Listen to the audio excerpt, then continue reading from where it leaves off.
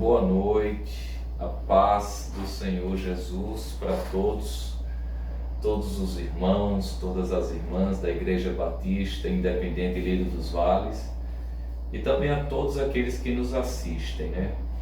Estamos aqui mais um domingo fazendo essa interação com os irmãos por meio da internet.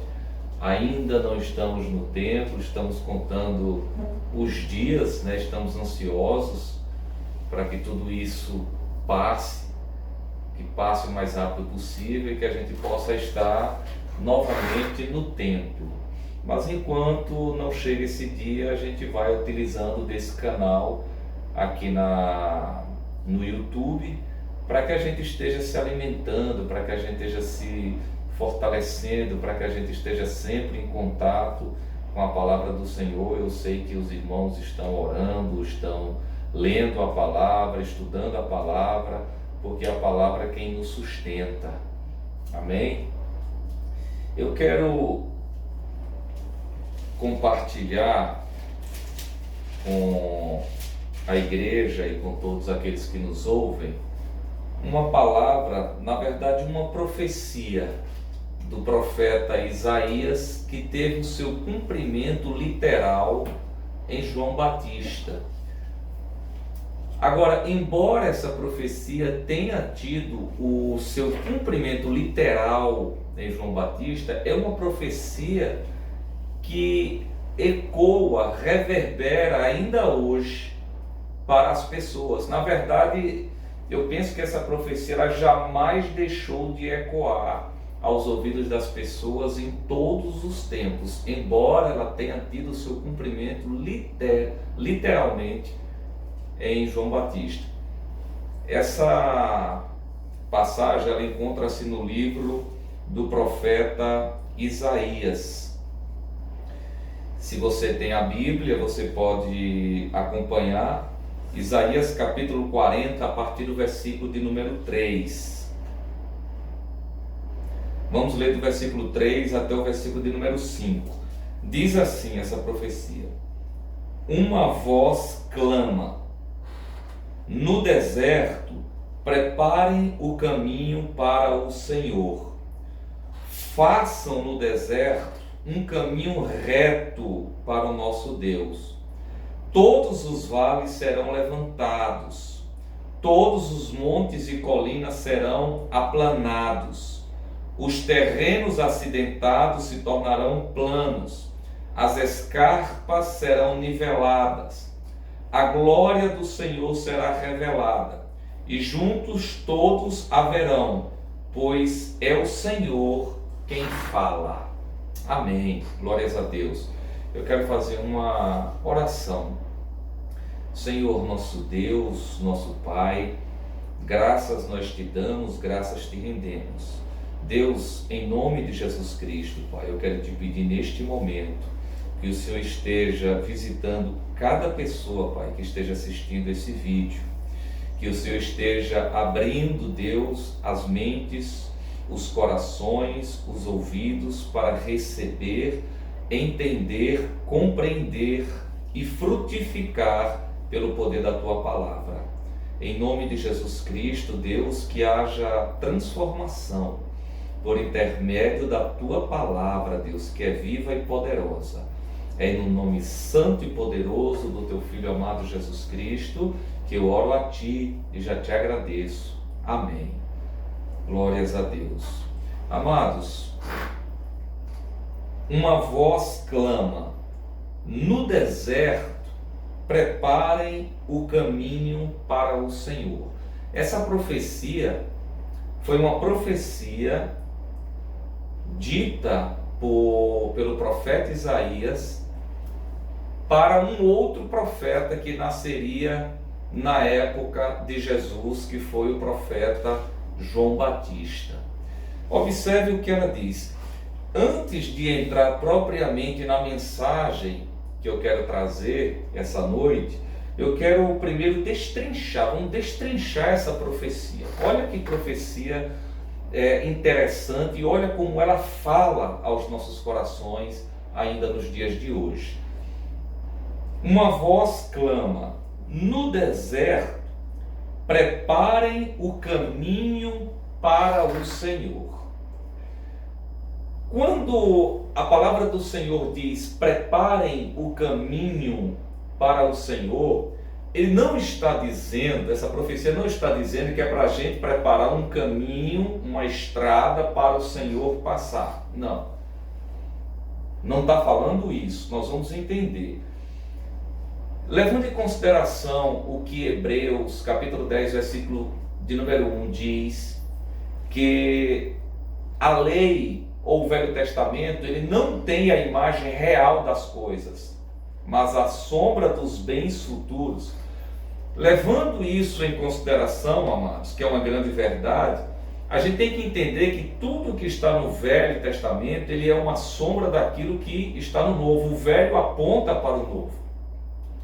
Então, o êxodo do povo de Israel do Egito, que foi a saída do povo, a libertação do povo da escravidão do Egito, a peregrinação pelo deserto e a entrada na terra prometida em Canaã, esses três estágios, amados, a libertação da escravidão, a peregrinação pelo deserto e a entrada na terra prometida, tem uma analogia espiritual.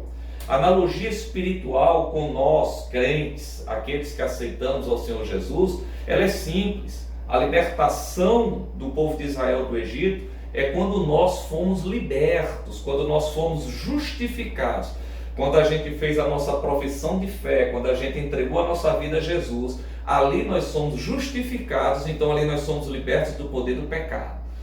Analogicamente falando, uma analogia da libertação do povo de Israel do Egito é exatamente a nossa libertação do pecado, nossa libertação do mundo, quando nós entregamos nossa vida a Jesus. A terra prometida, a Canaã, para nós é o que? É a eternidade com o Senhor, é o céu, é a glória. Só que entre o Egito e a terra prometida tem o deserto. O crente de hoje, amados, aquele que foi liberto da escravidão do mundo, e ele ainda não morreu, como Jesus ainda não chegou, ele ainda não entrou na terra prometida. Então, onde é que nós estamos? No meio. Onde é o meio? No deserto.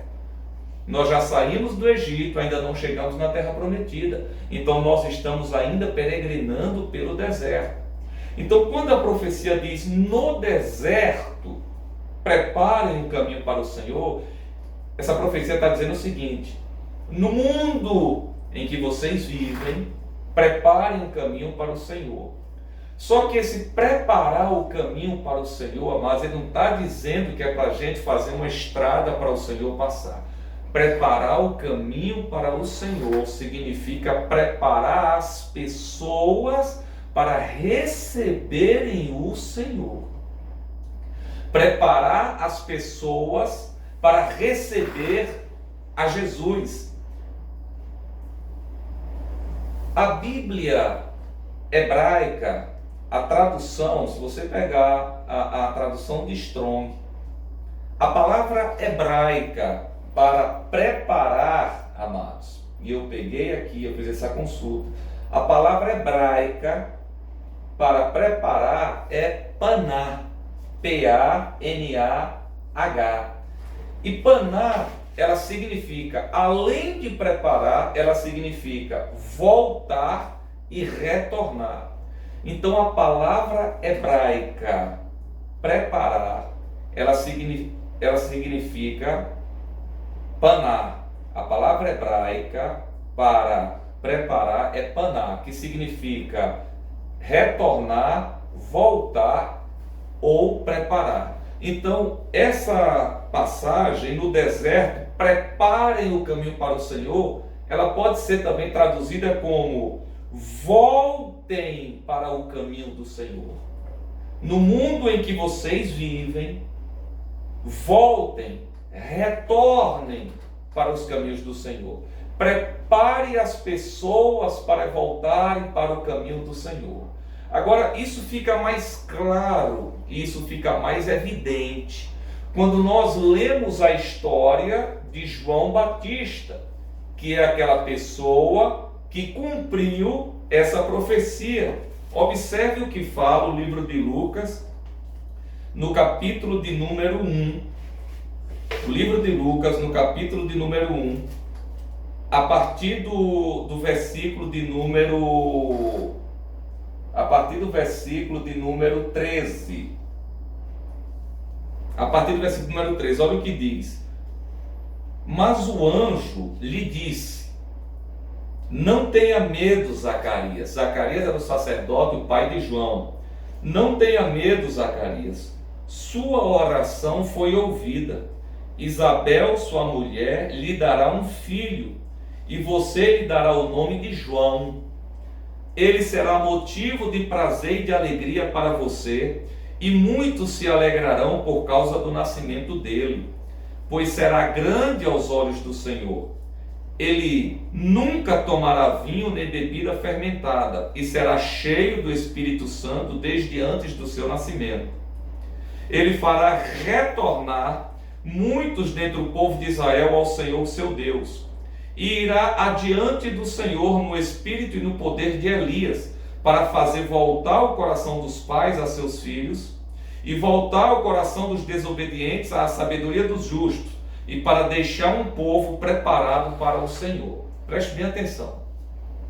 Quando o anjo Gabriel vai falar ao sacerdote Zacarias acerca de João Batista, observe que do versículo de número 13 até o versículo de número 15, o anjo Gabriel fala apenas quem seria João Batista.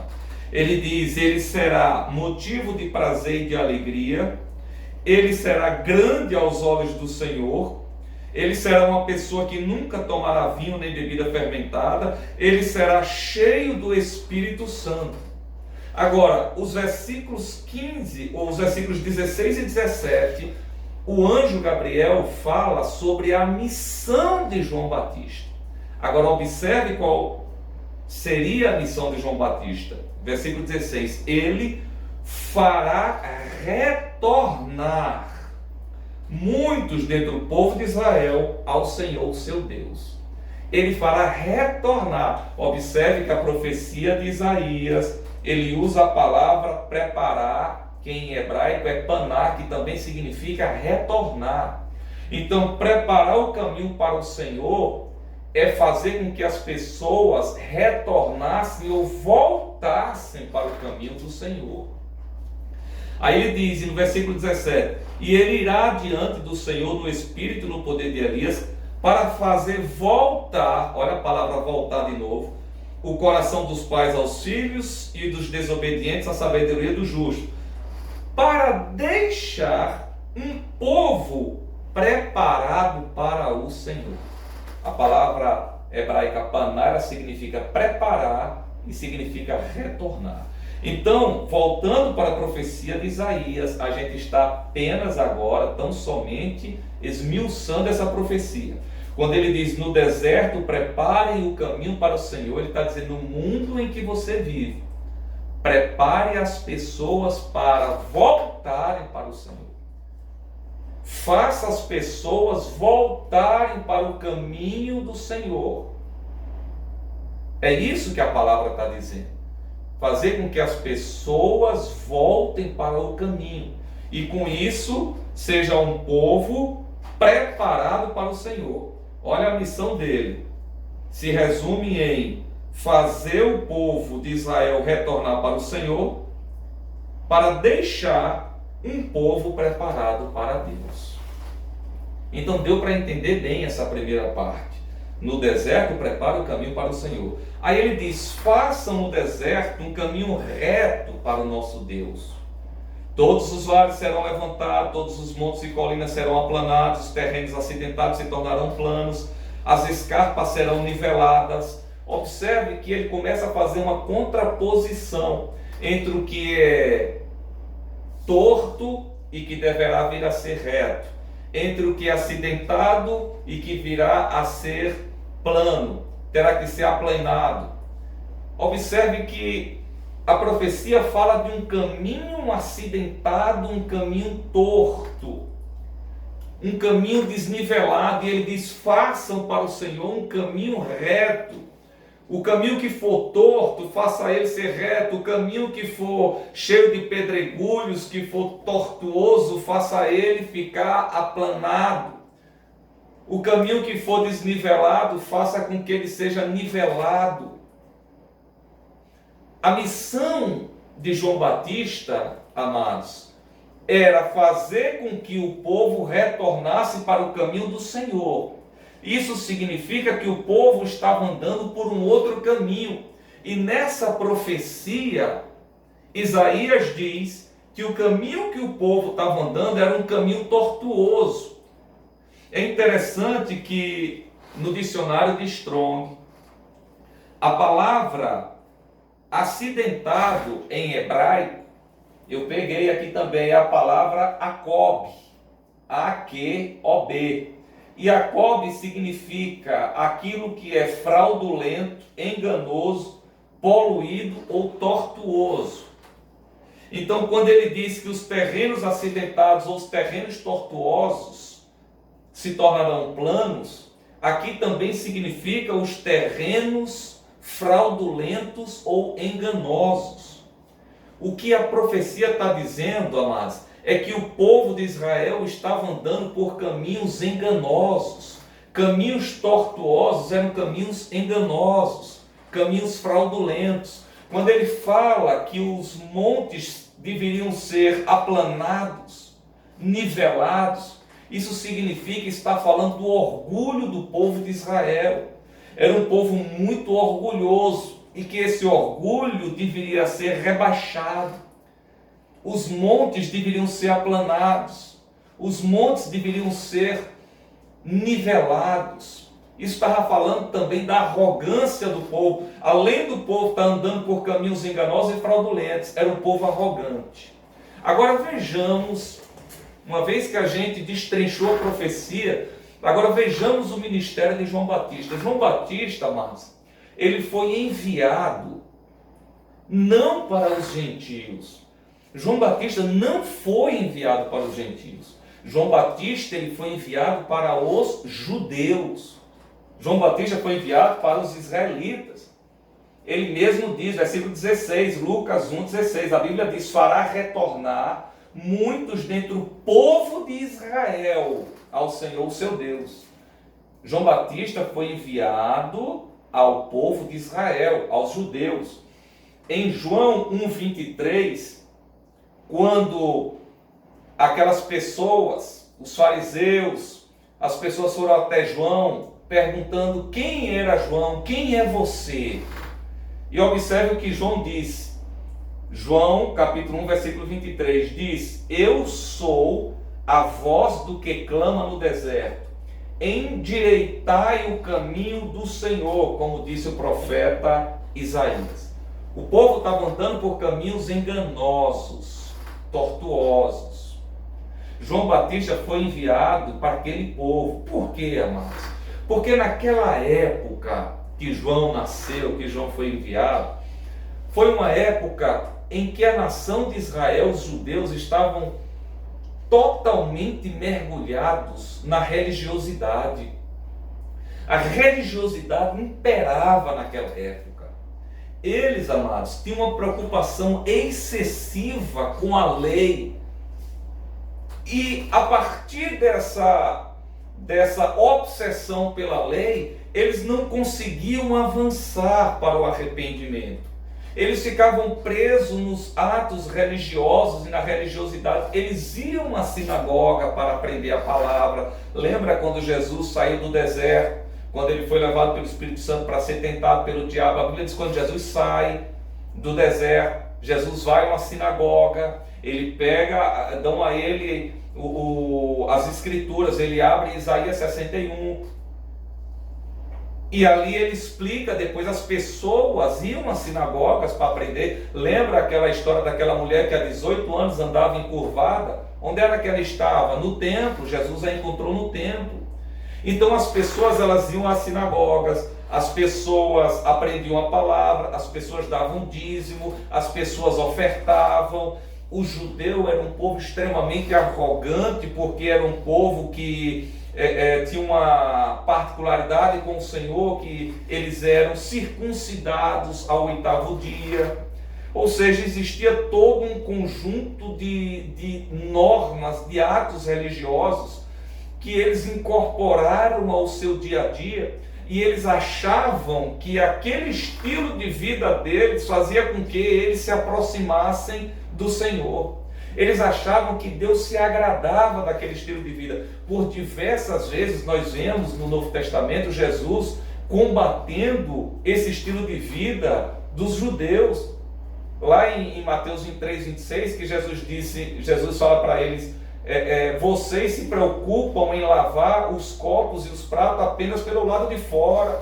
Vocês só lavam o exterior dos copos e dos pratos, mas não lavam o interior. Jesus disse, vocês são sepulcros caiados, ou seja, eles se importavam apenas com o exterior.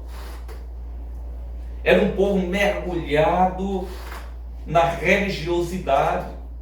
Era um povo que, porque dizimava, porque ofertava, porque ia à sinagoga, porque orava, eles jejuavam. Então, porque eles cumpriam esse conjunto de normas religiosas, eles achavam que eles tinham o favor de Deus. Eles achavam que Deus se agradava, e foi para isso que João Batista foi enviado. João Batista foi enviado para combater esse estilo de vida. A palavra de João, lá no livro de Marcos, capítulo 1, diz que o batismo de João foi o batismo do arrependimento. João foi enviado aos judeus para fazer com que os judeus se arrependessem. João foi enviado para os judeus para confrontá-los, para dizer, ei, esse caminho que vocês estão andando é um caminho errado. Esse caminho está equivocado. Quando João disse para eles, para os judeus, ó raça de víboras, quem vos ensinou a fugir da ira vindoura? João estava dizendo o seguinte, quem foi que ensinou a vocês esse caminho? Quem foi que disse a vocês que esse estilo de vida que vocês estão levando vai fazer com que vocês escapem do juízo, da ira vindoura? Quem ensinou esse caminho para vocês? Quem ensinou errado. Esse caminho está errado. Esse caminho é torto. Esse caminho ele é desnivelado. Esse caminho ele é acidentado. Esse caminho é fraudulento. Esse caminho é enganoso. João foi enviado para combater o engano. O povo estava mergulhado no engano. O povo estava indo por um caminho e achando que esse caminho estava levando ao Senhor, e não estava.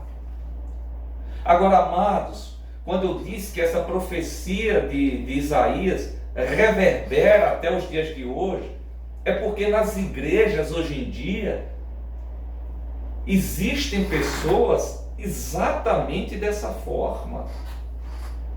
Uma série de pessoas, amados, que porque fizeram a sua profissão de fé, aceitaram a Jesus, foram batizadas nas águas, dão dízimo, oferta, toca no louvor, canta, prega, porque faz parte de algum ministério, então ela acha que está tudo bem, está tudo ótimo. Ela acha que ela tem o favor de Deus, que Deus se agrada daquele estilo de vida dela. Ela acha que está tudo bem, ela acha que está tudo ótimo. E o que acontece é que tem um monte de gente que está andando por caminhos tortuosos, enganosos e fraudulentos. A profecia diz, no deserto, prepare um caminho para o Senhor. Façam no deserto um caminho reto para o nosso Deus. Esse caminho reto é um caminho verdadeiro, porque o que é o oposto de enganoso e fraudulento é o que é verdadeiro. Então o que a Bíblia está dizendo é o seguinte: saiam desse caminho enganoso e venham para o caminho verdadeiro.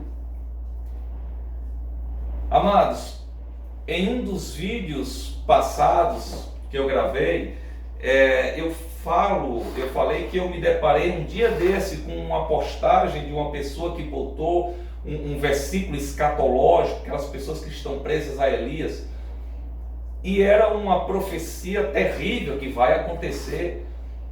Mas quando eu observei que a pessoa que colocou era uma pessoa que não tem um mínimo de compromisso com o Senhor, nunca quis assumir um compromisso com o Senhor, eu fiquei comigo, eu disse, Jesus, será que essa pessoa, ela literalmente crê que esse versículo, essa passagem escatológica, serve para todo mundo, menos para ela? Tem um monte de pessoas, mas desse jeito. Tem pessoas que oram, que cantam, Maranata, ora vem, Senhor Jesus. Amados, tem uma passagem na Bíblia, no livro de Amós. O livro de Amós, amados, capítulo 5, versículo 18. Olha o que diz esse versículo. Ai de vocês que anseiam pelo dia do Senhor. O que vocês pensam que será o dia do Senhor? Será dia de trevas e não de luz. É um dia de juízo. Esse versículo, amados, para mim, é o versículo mais perfeito da Bíblia quando se trata da nossa alienação. Quando se trata de crentes totalmente alienados, orando, clamando, Maranata, ora vem, Senhor Jesus, e não atentam para a vida em que vivem. João Batista, ele foi pregar o arrependimento. Arrependam-se. O povo estava mergulhado num conjunto de normas, atos religiosos, e achavam que aquilo estava levando eles para Deus, e não estava. O interessante, amados, é que nas igrejas hoje em dia, o que nós vemos é que as pessoas creem que o seu estilo de vida também está levando-as para o Senhor. O Senhor tem se agradado das nossas vidas. Será que verdadeiramente o Senhor tem se agradado das nossas vidas? Será que essa profecia, ela não é para a gente, amados, nos dias de hoje? Amados, tem uma passagem no livro de Jeremias, que eu vou ler daqui a pouco, Jeremias capítulo de número 9. Essas pessoas, amados, nas igrejas de hoje em dia, que levam uma vida que porque foi batizada nas águas, aceitou o Senhor, dizima, toca guitarra, porque canta, porque prega, porque ministra, acha que está tudo bem. Essas pessoas, elas são fruto de um evangelho egoísta, de um evangelho fraudulento, de um evangelho mentiroso, de um evangelho que está mais preocupado em encher igrejas, um evangelho que está mais preocupado em encher igrejas do que propriamente em trazer para a igreja as pessoas arrependidas. É um evangelho que está mais preocupado em não ofender as pessoas com a proclamação da verdade. É um evangelho, amados, que a gente mede as nossas palavras para que determinadas pessoas não se ofendam. E com isso a gente omite a verdade e faz com que ela siga um caminho enganoso. É isso de que trata essa profecia.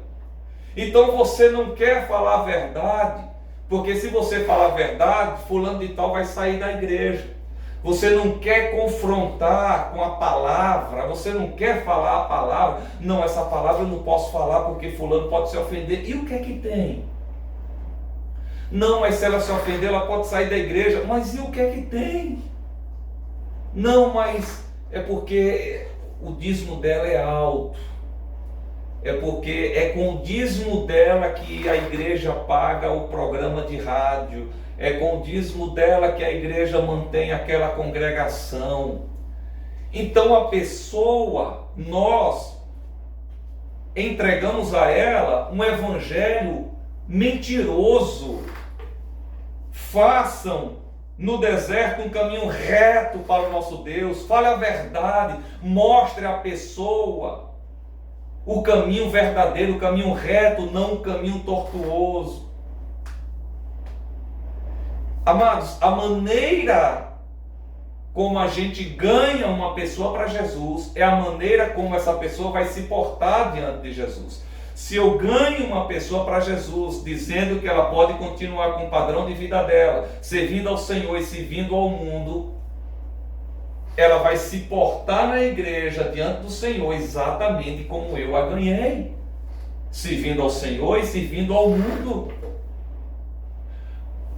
O que acontece é que a gente tem pregado um evangelho sem poder para libertar as pessoas. Nós temos pregado um evangelho em que a gente mostra às pessoas apenas os benefícios e os adornos da salvação. A gente mostra apenas a beleza de uma nova vida. A gente mostra apenas os adornos e os benefícios da salvação, mas a gente não mostra a realidade e a necessidade do arrependimento. A gente não mostra porque a gente tem medo da pessoa se afastar. A gente tem medo da pessoa recuar. A gente tem medo porque aquela pessoa ela é influente, porque ela, não posso, porque se ela sair, ela é a líder de louvor, ele é o líder de louvor, ele é o maior dizimista, ele é o maior ofertante, então eu não posso ofendê-lo. E com isso a gente vai fazendo para essas pessoas um caminho tortuoso, acidentado.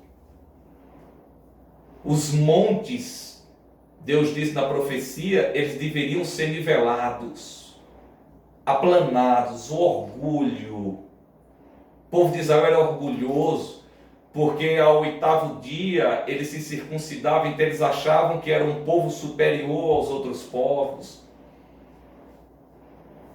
Isso é uma condição existente nas igrejas nos dias de hoje. Lá no livro de Jeremias, amados, capítulo 9, a partir do versículo de número 3, diz assim, Deus falando do povo de Israel: curvam a língua como se fosse o seu arco para a mentira.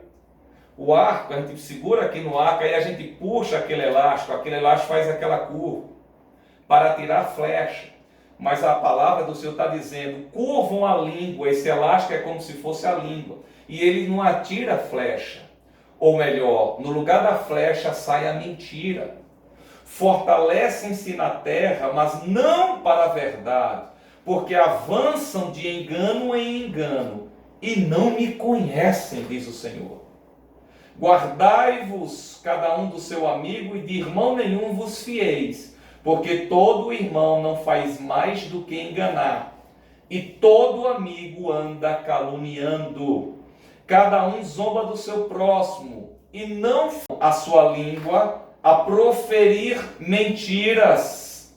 Cansam-se de praticar iniquidade, vivem no meio da falsidade, e pela falsidade recusam-se a me conhecer. Isso é o que está acontecendo nas igrejas de hoje, e isso está em perfeita consonância com essa profecia de Isaías. Os caminhos tortuosos são os caminhos mentirosos, enganosos, fraudulentos. A gente está levando para as pessoas um evangelho mentiroso, enganoso, de que não tem necessidade de se arrepender, de que a pessoa pode estar na igreja, mas pode estar no São João, pode estar na igreja, pode estar no carnaval, pode estar na igreja, mas pode estar no mundo. É um evangelho enganoso. É como ele diz aqui, vocês ensinam, treinam a sua língua para proferir mentiras. De mentira em mentira, eles avançam e não me conhecem. Não falam a verdade. Vivem no meio da falsidade e pela falsidade recusam-se a me conhecer. Misericórdia. Ao invés de nos posicionarmos contra o pecado e em favor da justiça, a gente se omite,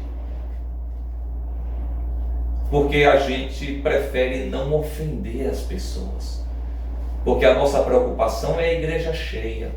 A nossa preocupação é apenas mostrar os benefícios da salvação, não a necessidade do arrependimento. É por isso que a gente vê tantas pessoas envergonhando o Evangelho. É por isso que a gente se depara com pessoas, num dia ela está na igreja, no outro dia ela está no mundo, na maior facilidade. Por quê?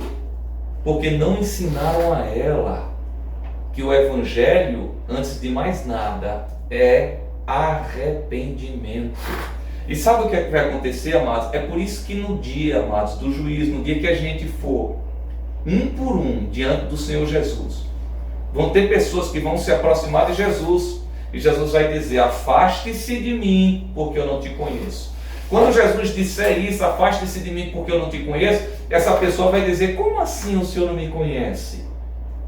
Como assim não me conhece? Mas eu tocava no ministério de louvor. Quantas vezes eu não preguei, mas eu te aceitei, eu fui batizado, eu dava o dízimo, eu sempre fui fiel nas ofertas. E aí quando Jesus mostrar para ela o porquê que ela deve se afastar, ela vai dizer assim: puxa, me enganaram. Me enganaram. Amados, eu botei de forma proposital o título dessa mensagem. Eu fiz 5 títulos para essa mensagem e fiquei comigo, qual título eu dou essa mensagem? Mas o que me chamou mais atenção é esse título que está aí: enganaram-me sobre o céu. Enganaram você sobre o céu. Quantos não vão chegar naquele dia e vão dizer: puxa, Senhor, me enganaram, não me disseram isso, não me disseram que tinha necessidade de se arrepender. Por quê? Porque me guiaram por caminhos enganosos, não fizeram caminhos retos para o Senhor. E aí, amados, quando a gente passa a traçar para as pessoas um caminho fraudulento, um caminho mentiroso, em que não há necessidade de se arrepender, o que acontece? A igreja começa a ficar cheia de pessoas pecaminosas, a igreja começa a ficar inchada, contaminada, e outra, fica uma igreja com cara de piedade. Fica uma igreja que só tem a aparência de piedade. Aí eu vou entrar em outra passagem que está lá, que Paulo fala para Timóteo, na segunda carta a Timóteo, capítulo 3, do versículo 1 ao versículo 5. Olha que coisa tremenda. 2 Timóteo 3, a partir do versículo 1. Saiba disto: nos últimos dias sobrevirão tempos terríveis. Os homens serão egoístas, avarentos, presunçosos, arrogantes, blasfemos, desobedientes aos pais, ingratos, ímpios, sem amor pela família, irreconciliáveis, caluniadores, sem domínio próprio, cruéis e inimigos do bem, traidores, precipitados, soberbos, mais amantes dos prazeres do mundo do que amigos de Deus, tendo aparência de piedade, mas negando o seu poder. Afaste-se também destes. Eles estão sempre aprendendo, mas nunca conseguem chegar ao conhecimento da verdade. Amados, quando a gente enche as igrejas de pessoas não arrependidas, porque a gente ensina elas a andarem por caminhos fraudulentos e enganosos, a gente ensina um caminho enganoso, a igreja fica cheia de pecado. Só que esse pecado, ela está no seio, no coração da igreja, dentro da igreja, mas por fora ela tem uma aparência de piedade. É isso que Paulo está falando aqui. Presta atenção numa coisa, olha o versículo 1. Saiba disto: nos últimos dias sobrevirão tempos terríveis. Olha, nos últimos dias sobrevirão tempos terríveis. Ou seja, nos últimos dias, os homens serão egoístas, avarentos, presunçosos, arrogantes. Uai, E nos dias de hoje não tem não? Homens assim? Quer dizer então que só nos últimos dias é que os homens serão egoístas? Quer dizer que nos dias de hoje não tem ninguém egoísta? Ué, eu não estou entendendo essa passagem. Quer dizer que nos dias de hoje não tem avarento? Só nos últimos dias é que os homens serão avarentos? Nos dias de hoje não tem ninguém ingrato? Só nos últimos dias é que aparecerão homens ingratos? Nos dias de hoje não tem nenhum caluniador? Só nos últimos dias é que aparecerão homens caluniadores? Não tem nos dias de hoje nenhum soberbo, nenhum orgulhoso? Só nos últimos dias? Não estou entendendo. É simples. A chave para entender esse texto é o versículo de número 5. Tendo a aparência de piedade, mas negando o seu poder. Quando Paulo diz tendo a aparência de piedade, Paulo está se referindo à igreja. Paulo está se referindo à igreja não arrependida. Paulo está dizendo tem aparência de piedade. Quem é que tem a aparência de piedade? Aquele que foi batizado nas águas, aquele que aceitou a Jesus, aquele que dizima, aquele que oferta, aquele que toca no louvor, aquele que canta, aquele que ministra, aquele que jejua, aquele que lê a Bíblia. Aparência de piedade. Aí ele diz, mas nega o seu poder, ou seja, por dentro não são convertidos, não são arrependidos, eles só têm a aparência da piedade. Nega o poder, nega o seu poder, amados, porque alguém de fora vai olhar para alguém de dentro e vai dizer, puxa, fulano sempre me chamou para ir na igreja dele. Ele está há 20 anos na igreja. Ele toca no ministério de louvor, ele é presbítero, ele é diácono, ele prega, ele ministra. Ele não falta um domingo, todo domingo ele está na igreja. Aí essa pessoa para e fica pensando com ela mesma. Mas o interessante é que eu conheço essa pessoa na intimidade.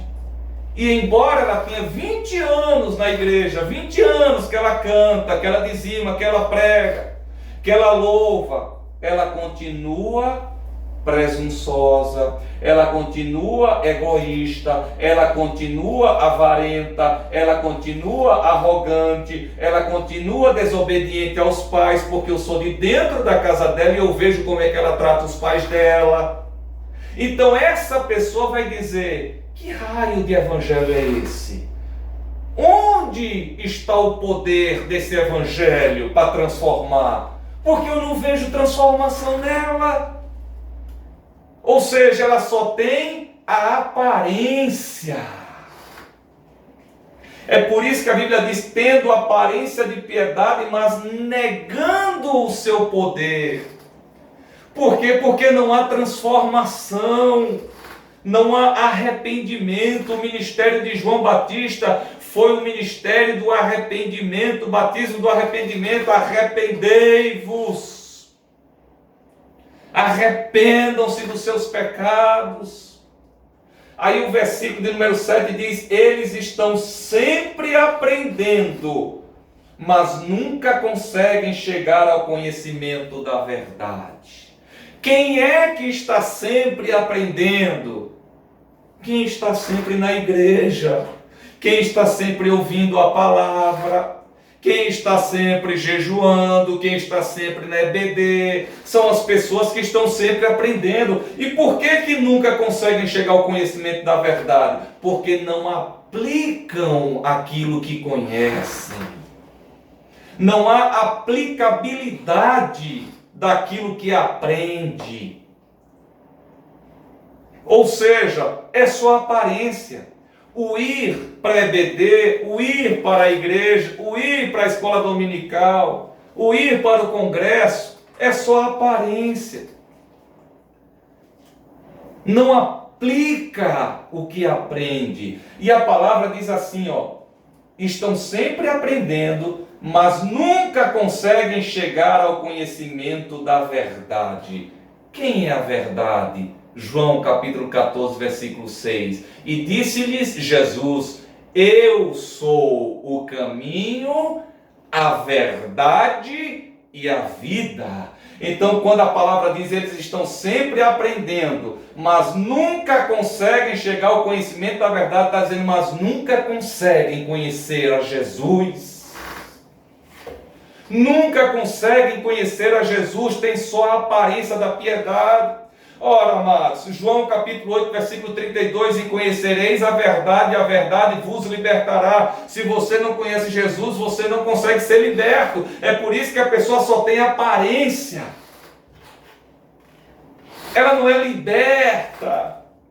Por quê? Porque ela não conhece a Jesus. Jesus é a verdade. Se não conhece a verdade não vai poder libertá-la. É um caminho enganoso, é um caminho fraudulento. É por isso que a Bíblia diz, no deserto, no mundo de vocês, voltem para o caminho do Senhor, preparem-se para a volta do Senhor, preparem-se para receber o Senhor. E como é que eu me preparo para o Senhor? Me arrependendo.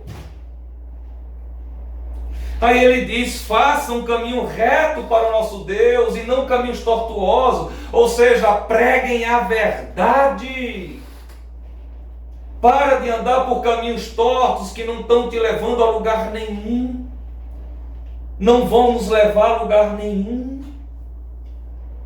O caminho que o Senhor quer que a gente trace é o caminho reto, o caminho verdadeiro, o caminho da retidão, do arrependimento, uma relação sincera com Ele, com o Senhor. É por isso que a pergunta, amados, do título é: enganaram-te sobre o céu? Isso é uma pergunta que você tem que fazer a você mesmo. Lembra lá 1 Coríntios 11, 28, que Paulo diz, examine-se o homem a si mesmo, faça esse exercício. Será que eu fui enganado?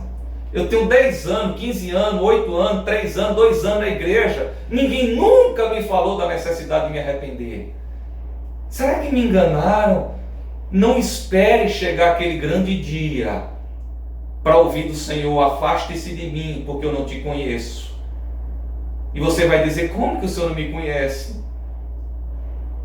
Se eu fiz tudo o que manda a liturgia, fui batizado, etc, etc, etc. Jesus disse, o caminho que você traçou, o caminho que você andou, foi um caminho fraudulento e enganoso.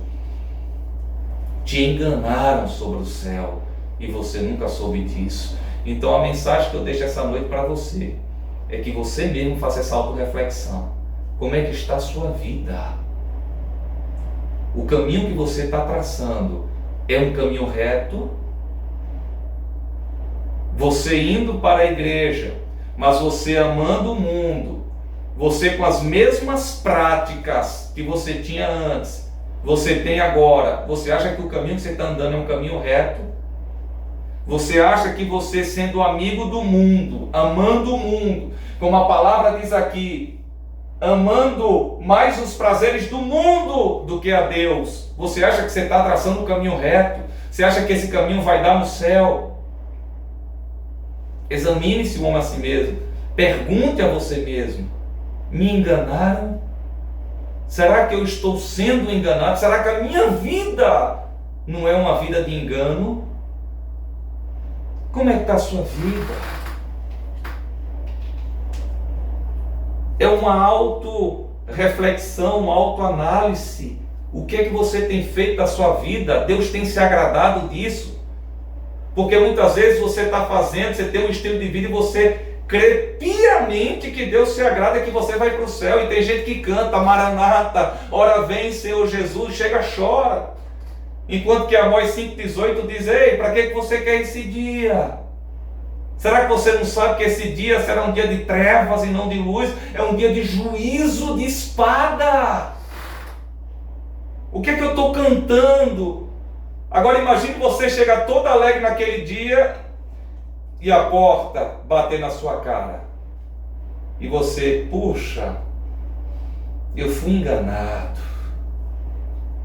Mas hoje o Senhor quebrou isso na sua vida em nome de Jesus, na tua, na minha vida, nós não vamos mais traçar um caminho fraudulento e enganoso. E se estávamos nesse caminho enganoso, em nome de Jesus Cristo, nós vamos agora andar por caminhos retos, para a glória do Senhor Jesus. Amém, amados? Então que a gente grave e tenha sempre isso em nossa mente. Eu preciso andar por caminhos verdadeiros. Eu preciso conhecer o Senhor Jesus. Chega de aprender e não aplicar o que aprende. Amém? É tempo de arrependimento. Glórias a Deus. Então eu quero agradecer a sua atenção. Que Deus te abençoe, que Deus te proteja, que Deus te livre de todo mal, que o Senhor te dê a paz, que o Espírito Santo seja o teu conforto, o teu consolo, e que a luz do Senhor brilhe em sua vida, lhe dando entendimento e sabedoria, para que você ande no caminho reto em direção ao Senhor. Amém? Que o amor de Deus, nosso Pai, a graça salvadora e redentora do seu Filho amado Jesus Cristo, as doces e eternas consolações do Espírito Santo de Deus, recaiam sobre todos nós, sobre todo o povo de Deus espalhado sobre toda a terra, desde agora e para todo sempre. Amém e amém.